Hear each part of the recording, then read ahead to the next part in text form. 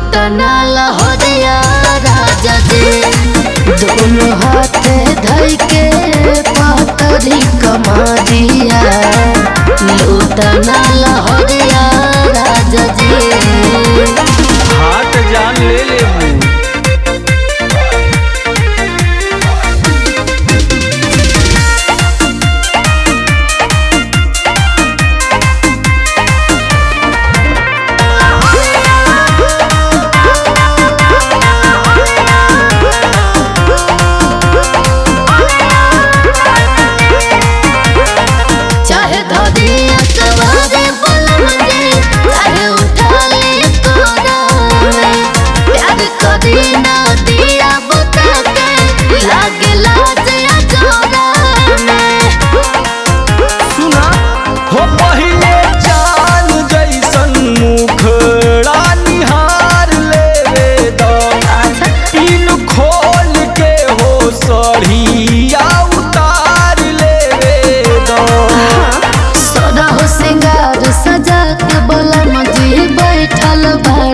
जरिया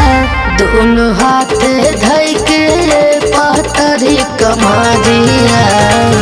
लूटना लहरिया राजा जी दोनों हाथ धइ के पातरी कमारिया लूटना लहरिया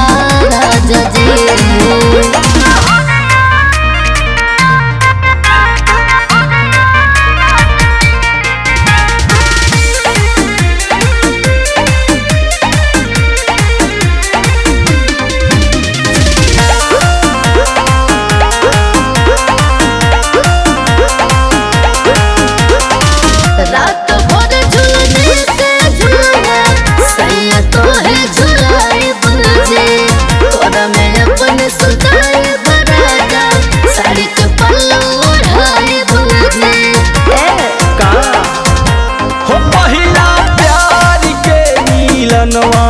रानी याद रही हो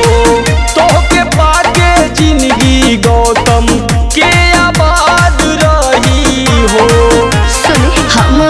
तड़पत बानी जल बिन तड़पे जैसे मछरिया